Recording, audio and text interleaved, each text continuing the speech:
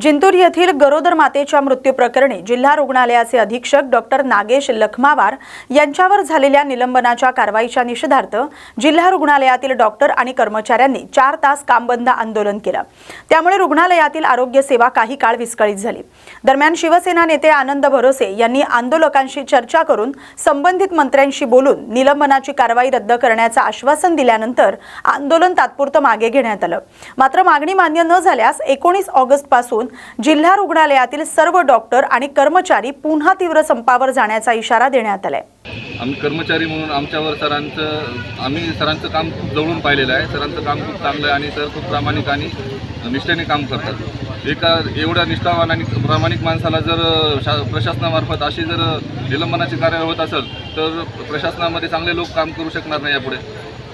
दुसरी गोष्ट ही आहे की जिल्हा रुग्णालय, वुमन्स हॉस्पिटल आणि अर्थ हॉस्पिटल हे सामंजस्य करारानुसार माननीय अधिष्ठाता शासकीय वैद्यकीय महाविद्यालय परभणी यांच्याकडे वर्ग करण्यात आलेले आहे। त्याचे नियंत्रक आणि पर्यवेक्षकीय अधिकारी हे माननीय डीन सर आहेत। तर पर्यवेक्षकीय अधिकारी ते असल्यामुळे जबाबदारी निश्चित त्यांच्यावर व्हायला पाहिजे। जिल्हा रुग्णालय आणि अधीनस्थ संस्था म्हणजे ग्रामीण रुग्णालय आणि उपजिल्हा रुग्णालय यांच्या CS सरांच्या अंडरमध्ये आहेत। प्रत्यक्ष वुमन्स हॉस्पिटल हे डीन सरांच्या अंडर असल्यामुळे CS सरांचा प्रत्यक्ष त्याच्यामध्ये संबंध येत नाही।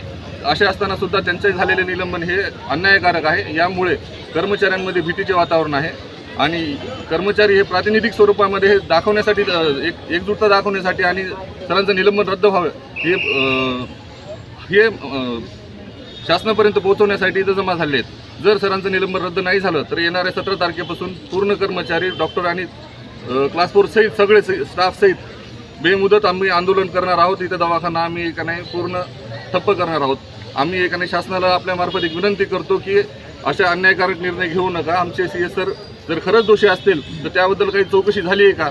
डायरेक्ट तडकाफडकी तुम्ही निर्णय घेतले हे एका नाही खूपच अन्यायकारक आहे। याच्यामुळे कर्मचाऱ्यांमध्ये भीतीचं वातावरण निर्माण झालेलं आहे आणि अशा अन्यायकारक निर्णय यापुढे होऊ नयेत। सरांचं निलंबन रद्द व्हावं ही आम्ही शासनाला विनंती। परभणी महानगरपालिकेच्या कर्मचाऱ्यांचा संप आता अधिकच आक्रमक आणि तीव्र झालाय।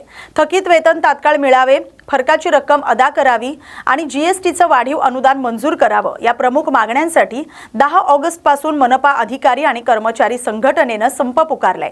संपाचा 5वा दिवस उजाडूनही प्रशासनाकडून कोणताही सकारात्मक तोडगा न निघाल्यानं आक्रमक झालेल्या कर्मचाऱ्यांनी महापालिका मुख्यालयात मुंडण आंदोलन करत जोरदार घोषणाबाजी केली। कर्मचाऱ्यांच्या या आंदोलनामुळे मनपा परिसर दणाणून गेलाय। दरम्यान नागरी सेवांवर परिणाम होत असल्यानं प्रशासनानं कर्मचाऱ्यांच्या मागण्या तात्काळ मार्गी लावाव्यात अशी मागणी आता परभणीतील नागरिक करतायत। ॲग्रिस्टॅकच्या माध्यमातून कर्जमाफीच्या याद्यांची पडताळणी करण्याचं काम सध्या प्रगतीपथावर सुरू आहे। शासनाकडे कर्जमाफीसाठी निधी उपलब्ध असून यादी अद्ययावत होत जाईल तसतसं शेतकऱ्यांच्या खात्यात पैसे जमा केले जातील।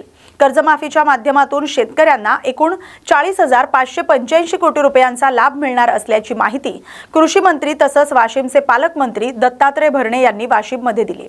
ह्याचं काम चाललेलं आहे। आपल्याला माहिती आहे की ॲग्रिस्टॅकच्या माध्यमातून आता सगळं काम ह्याच्यावर साधारणतः काल अखेर 17 लाखातलं 14 लाख शेतकऱ्यांचंही झालं होतं, 14-15 लाखाचं। आता जसजशी यादी आपल्याला क्लिअर होईल, आता आपल्याला अडचण राहिलेली नाही। आता आपल्याकडे पैसे पण आहेत। जशी यादी क्लिअर होईल तसं आपण त्यांना शेतकऱ्यांना कर्जमाफीचा लाभ निश्चित प्रकारे देतोय। मला वाटतं पहिल्यांदा आपण 5,000 कोटी रुपये पहिल्यांदा दिलं, कदाचित 4-2 दिवसामध्ये दुसरे 10,000 कोटी रुपये लगेच त्याला होतील। आता काही अडचण नाहीये आणि ऐका तेच नाही म्हणजे आता ही पहिली ही यादी 2 लाखाच्या आतली, त्यानंतर 2 लाखाच्या वरचं की जे OTS आपण म्हणतो की 2 लाखाच्या वरची रक्कम त्यांनी भरायची आणि 2 लाखापर्यंत कर्जमाफी आपण द्यायची।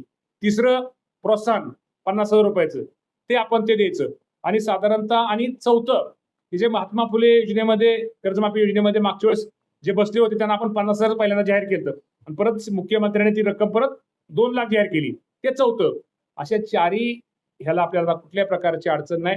लवकरात लवकर आपण साधारणतः 40,585 कोटी रुपयाची आपण ती रक्कम ही जाहीर केलेली 36,000 होती, 5,000 4,000 ह्या महात्मा फुलेमुळे वाढलं। त्यामुळे अजिबात आपल्या माध्यमातून सगळ्या शेतकऱ्यांना सांगतो जे आपलं अपूर्ण काम, आपलं आधार कार्ड प्रमाणित करण्याचं काम, ॲग्रिस्टॅकचं काम ते आपण ताबडतोब करा।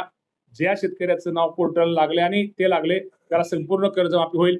पाठीमागे कर्जमाफीमध्ये गोळ शेतकरी बँकेमध्ये चेक केलं, बँकेमध्ये शेतकरी नाव 1 लाख दिसत आहेत आणि सरकारने 60,000 रुपयेच कळवलेत। तर 60,000 शेतकऱ्यांचं आमचं कसं आहे की तुम्हाला सगळ्यांना माहिती आहे की हेअरकट जी योजना आहे ती राज्य सरकार आणि बँकेमध्ये तसं तो करार झालेला आहे किंवा आमचं तसं बोलणं झालेलं आहे. 60,000 जरी राज्य सरकारने दिलं माफी दिली तर वरचे 40,000 रुपये बँकेने माफ करायचे तर त्या शेतकऱ्याला 1 लाख रुपये माफी होणार आहेत जेवढी. त्यामुळे शेतकऱ्यांनी अजिबात काळजी करू नये. बँकेतला कोणी अधिकारी असं करत असं तर आमच्या तिथं आम्ही कलेक्टर असतील, आमचे DDR असतील, हे असताना लगेच आमचे कक्ष तयार केलेलं आहे. ताबडतोब त्यांनी कळवावं. पण असं जर बँकेने आणि दुसरं 31/3 पुढचं आज अखेरचं जे व्याज आहे ते व्याज कुठल्याही बँकेने आकारू नये अशा प्रकारचे आम्ही सक्त सूचना त्या बँकांना दिलेल्या आहेत. त्यामुळे असं जर कुठं आढळलं तर आम्हाला तुम्हीही कळवा. आमचे अधिकारी पण सांगलीच्या रेठरे धरण येथील विधान परिषद आमदार सदाभाऊ खोत यांच्या SK इंटरनॅशनल सैनिक स्कूलच्या कॅन्टीनचं उद्घाटन महाराष्ट्र राज्याचे उच्च आणि तंत्र शिक्षण मंत्री तसंच सांगली जिल्ह्याचे पालकमंत्री चंद्रकांत पाटील यांच्या हस्ते संपन्न झालं. पंतप्रधान नरेंद्र मोदी यांच्या संकल्पनेतून देशभरात सैनिक स्कूलची संख्या वाढते. या पार्श्वभूमीवर SK इंटरनॅशनल सैनिक स्कूलमधून अधिकाधिक विद्यार्थ्यांची NDA साठी निवड व्हावी यासाठी संस्थेनं सातत्यपूर्ण आणि प्रभावी प्रयत्न करावेत असं आवाहन चंद्रकांत पाटील यांनी यावेळी केलं.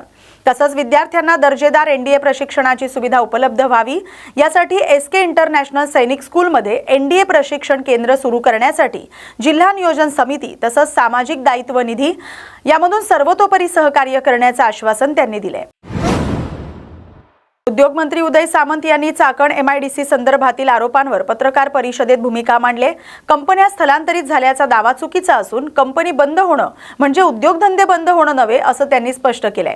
महाराष्ट्रात सर्वाधिक कंपन्या स्थापन होत असल्याचा दावा त्यांनी केलाय. चाकणमधील उद्योजकांच्या समस्या जाणून घेण्यासाठी 16 ऑगस्ट रोजी दुपारी 4 वाजता बैठक घेणार असल्याचं सामंत यांनी सांगितलंय.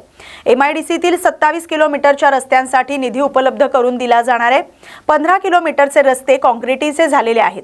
उर्वरित रस्ते डिसेंबर 2027 पर्यंत पूर्ण करण्याचं त्यांनी सांगितलंय. बैठकीनंतर 90% प्रश्न मार्गी लागतील असा विश्वासही त्यांनी व्यक्त केलाय.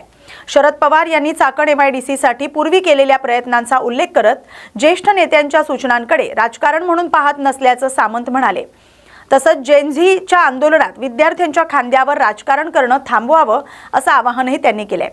राहुल गांधी यांच्या परराष्ट्र धोरणावरील भूमिकेवर त्यांनी टीका केली आहे. दरम्यान हेलिकॉप्टरच्या इंजिनमध्ये तांत्रिक बिघाड झाल्यानं पायलटनं प्रसंगावधान राखून ते खाली उतरवलं. त्यामुळे आपण सुरक्षित असून रत्नागिरीतील तिरंगा रॅलीला उपस्थित राहू शकलो असंही सामंत यांनी सांगितलंय. बाकीचं ट्विट वाचावं असं मला वाटलं पण नाही. पहिली गोष्ट, शरद पवार साहेबांच्या ट्विटमध्ये जे काय आहे त्याला प्रतिसाद देण्यासाठीच आजची पत्रकार परिषद आहे. बाकी दोघांनी माझ्याबद्दल काय लिहिलंय, कुठची जमीन मी विकली, काय केलं, पुराव्यानिशी त्यांनी सिद्ध करावं, त्याच्याकडे मी दुर्लक्ष करतो. तो राजकीय भाग झाला.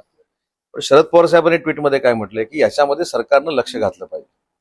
म्हणजे शरद पवार साहेबांचा देखील काही गैरसमज काही लोकांनी करून दिलेला आहे. त्याच्यामुळे कदाचित हा संभ्रम निर्माण झाला असेल. आणि दोघांच्या बाबतीत तुम्ही सांगितलं की ह्याने ट्विट केलं त्याने ट्विट केलं, ते माझ्या दृष्टीनं पॉलिटिकल ट्विट आहे. बरोबर आहे.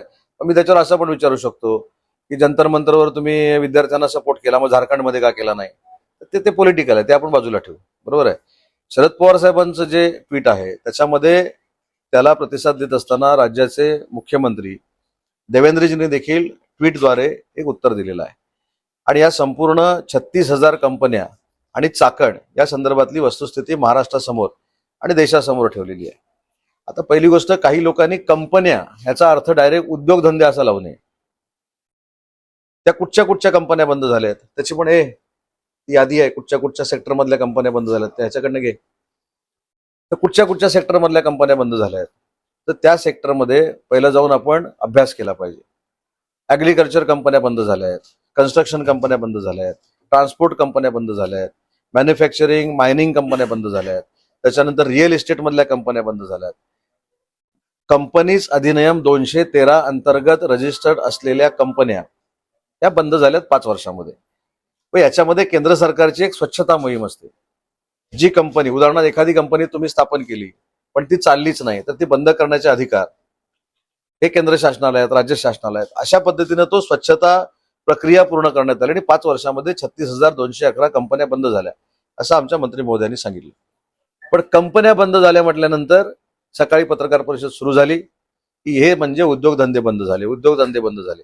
आता याच्यातल्या काही कंपन्या त्यांच्या पण असतील बंद झालेल्या, ज्या उघडून ठेवलेल्या आहेत सरकारमध्ये असताना काहीतरी उद्योग करण्यासाठी, आणि त्याच्यामध्ये काही चलनच झालं नाही म्हणून त्या पण कंपन्या बंद झाल्या असतील. म्हणजे हा माझा अंदाज आहे. त्यामुळे कुठच्या कंपन्या बंद झाल्या आहेत त्याचं मी तुम्हाला कॅटेगरी सांगितली. कन्स्ट्रक्शन कंपनी आहे, ट्रान्सपोर्ट कंपनी आहे, टुरिझम कंपनी आहे, रिअल इस्टेट कंपनी आहे, ॲग्रिकल्चर कंपनी आहे, त्याच्यानंतर मॅन्युफॅक्चरिंग कंपनी आहे, मायनिंग कंपनी आहे. या अशा ज्या कंपन्या आहेत ज्या 213 अंतर्गत रजिस्टर केल्या जातात त्या ह्या कंपन्या बंद झाल्या. बरं, या कंपन्या बंद होत असताना 2015-16 आपल्याकडे ह्या कंपन्या देशामध्ये किती रजिस्टर्ड होत्या तर 6,78,768. मग मोदी साहेबांचं सरकार आलं त्याच्यानंतर किती कंपन्या रजिस्टर झाल्या तर 21,17,000.